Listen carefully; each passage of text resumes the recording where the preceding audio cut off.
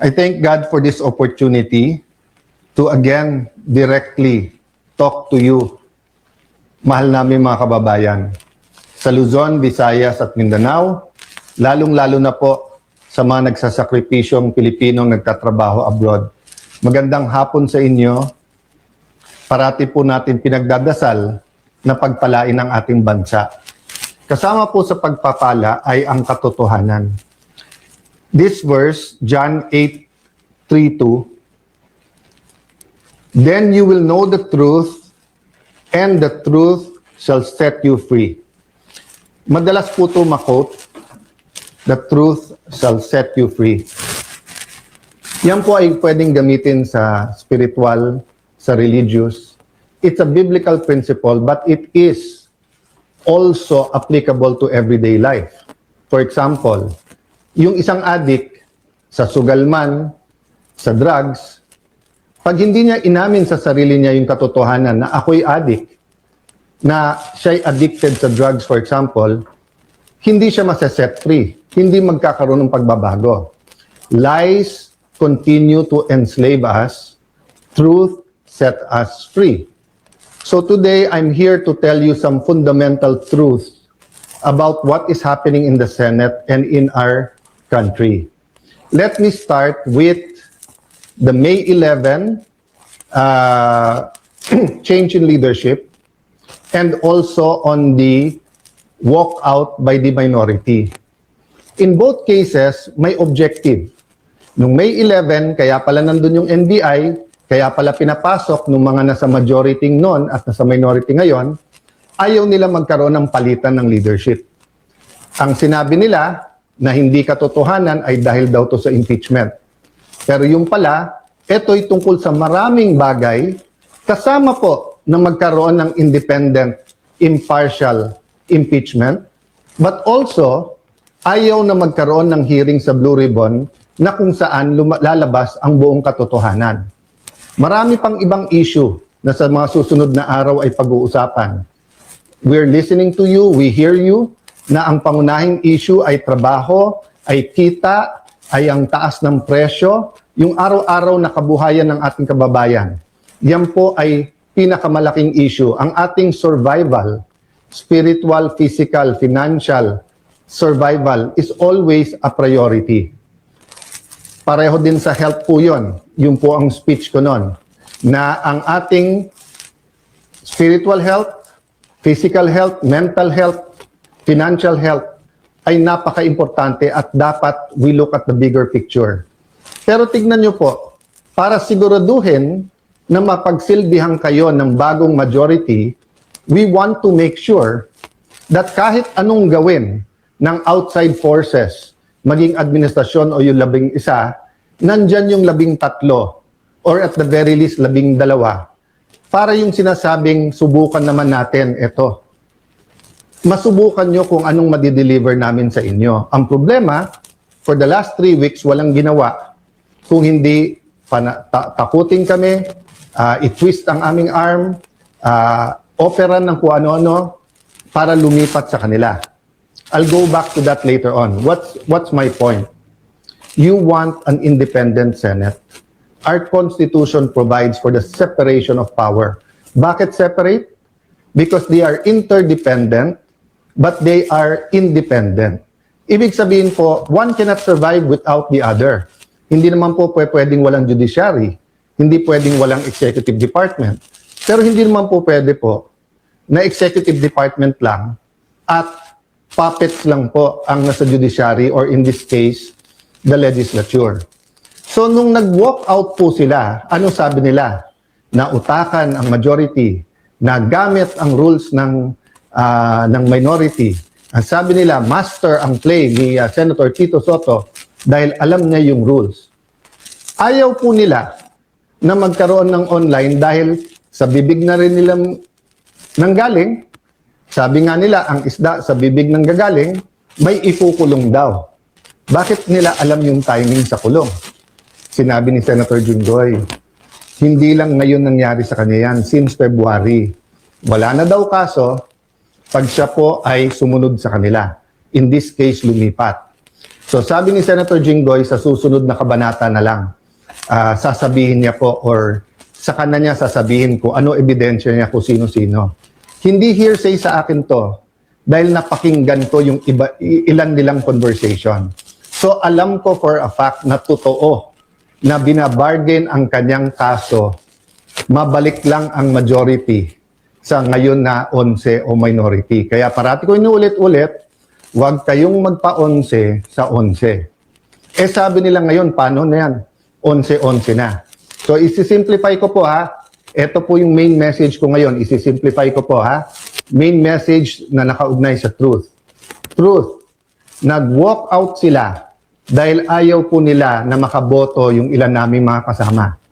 Yung po, sa kanila mismo nanggaling yon.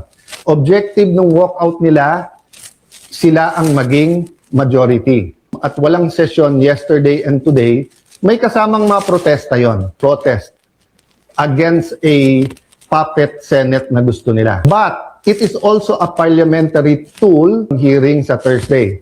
Ulitin ko po ha, ginamit nila yung parliamentary tool na walkout para po hindi matuloy ang pag-change ng rules. So ngayon po ang majority, ginagamit din po ang sa tama, morally, legally, to ensure na hindi agawin ang mga committees para po matuloy ang hearing ng Blue Ribbon sa Thursday at ang iba't iba pang mga importanteng hearing sa bawat committee. Yun lang yung isa, they can move. Sabi po sa isang pahayag o isang vlog at sa iba pong mga news reports, di ba? Pwedeng maging lame duck Senate President, si Alan Cayetano. Taga-Taguig at Pateros po kami. Kahit lame duck, lumalaban pa rin. No? So alam po namin plano nila.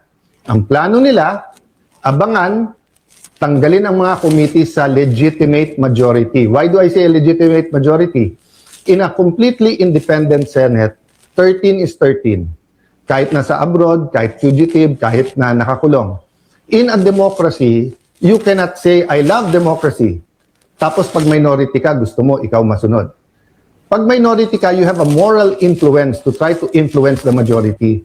But you cannot supplant your decision for the decision of the majority. We have the majority. 13 elected senators out of 24. Actually, 14 kami na pressure nila yung isa. In the future, I can show you paano siya tinakot and I can show you kasama talaga namin. Ang problema nga tinakot at ang pagpihit ngayon pagkakulong ni Senator Jinggoy ay ginagamit nilang panakot sa iba. Don't get me wrong ha. I'm not blaming the Sandigan Bayan or the law or legal processes. I'm saying later on it will be revealed that they abused the Blue Ribbon Committee. They abused, di ba, yung paggamit sa investigation ng DOJ at Ombudsman. I won't go there right now because I want everyone to fully understand the situation. The situation now is that we want an independent impeachment. Magaganap po yan. Walang mga scheme, sinister plot. Basta kung anong ebidensya, lalabas yung ebidensya, and I will correct kung totoo yung reports about one senator na pag sila daw majority, malalatag nila ebidensya. Hindi po. Ang prosecution dapat ang lumatag ng ebidensya nila to convict. Ang defense ang dapat lumatag ng ebidensya nila para ma-acquit. Ang senator judges ay dapat mag-examine ng mga ebidensya. Okay? So, in accordance with the rules, and there are rules of evidence. So, people will be able to judge us. So, that's one important thing, the impeachment. The other important thing is yung ekonomiya natin, presyo. So in the next few days, we will be announcing to you the hard work that we're going to do in the different committees to help address inflation, to help address ang problema sa production sa agriculture, to help address yung mga walang pera sa pagpapagamot. After summer, pasukan. To help address the problems of K-12, to help address the problem ng mga gustong mag-aral, hindi makapag-aral. There are many, many other problems in between that. Sa kabuhayan, marami sa ating mga kababayan sa Middle East may problema sa trabaho or sa kita. Marami sa ating importers sa taas ng dolyar ngayon, nahihirapan. So napakaraming problema. But if we allow the flood control issue, the biggest corruption issue in our history to go unchecked. Let me throw you this question. Alam niyo na ba kung ano talaga ang scheme o scam sa flood control? Ilan ba talaga ang ghost? Ilan ang hindi ghost? Ilan ang substandard? Bulacan lang ba? O maraming lugar sa ating bansa? Senador lang ba? May congressman? May cabinet member ba? May mastermind ba o wala? Ano yung real numbers? Sa 1 trillion a year, sa 2023, 24, 25. Ano ba dyan ang tama? Ngayon ba? Wala na bang corruption ngayon sa infrastructure problems? Kamusta ang ating flood control? Pag umulan ba ng malakas ngayon, makakasiguro tayong hindi babaha? So ang dami pong tanong. Hindi po ito masasagot kung wala tayong independent, impartial na hearing. May hearing ang ombudsman, may investigation at hearing ombudsman at DOJ. But what about the Blue Ribbon Committee? We gave Senator Lacson a chance. Napakatagal yun. Kayo na magkwenta ilang buwan o isang taon, di ba? So, Senator Marcoleta had one hearing. Pipigilan natin yon. Witnesses. Pag nandyan na yung witness, matetest natin. Kaya hindi ako nag-judge. Pag nakita ko sa press con, of course, I'm intrigued. Of course, I listen. I do a little bit of research. But until matesting yan sa cross-examination, dun pa lang ako maniniwala at ibabalandra ko po yan or isa side by side ko sa mga existing na ebidensya.